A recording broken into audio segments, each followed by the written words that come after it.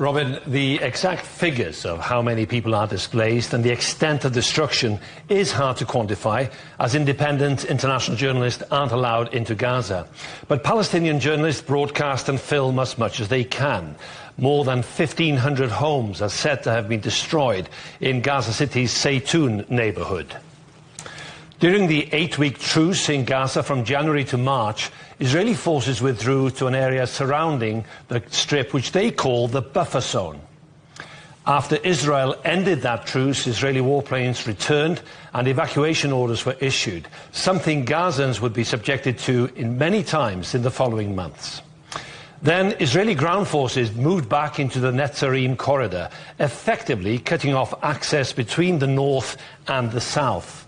The United Nations estimates more than 760,000 people have been displaced between March and July this year. By the end of May, more than 3/4 of the Gaza Strip had at some point been included in evacuation orders. By July, the only areas not under evacuation orders were along the coast, in the south, areas in the centre, as well as Gaza City itself. Deir al-Bala is believed to be where some Israeli hostages are or were held. Throughout this month, the displacement of people has continued. By early August, they were left with the Al-Mawazi camp, where some aid is distributed, and other areas in the centre of the Gaza Strip. It's worth remembering the Gaza Strip is only 41 kilometres long and between 6 and 14 kilometres wide. It is one of the world's most densely populated areas. Approximately 88% of the territory is under the control of the Israeli military, where displacement orders can be enforced. After almost 2 years, hardly anywhere in Gaza is left untouched.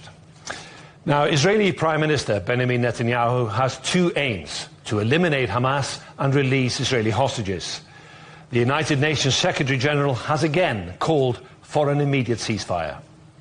There is no military solution to the conflict. I appeal once again for an immediate and permanent ceasefire and further humanitarian access across Gaza, and the immediate and unconditional release of all hostages. Starvation of the civilian population must never be used as a method of warfare. Civilians must be protected. Humanitarian access must be unimpeded. No more excuses. No more obstacles, no more lies.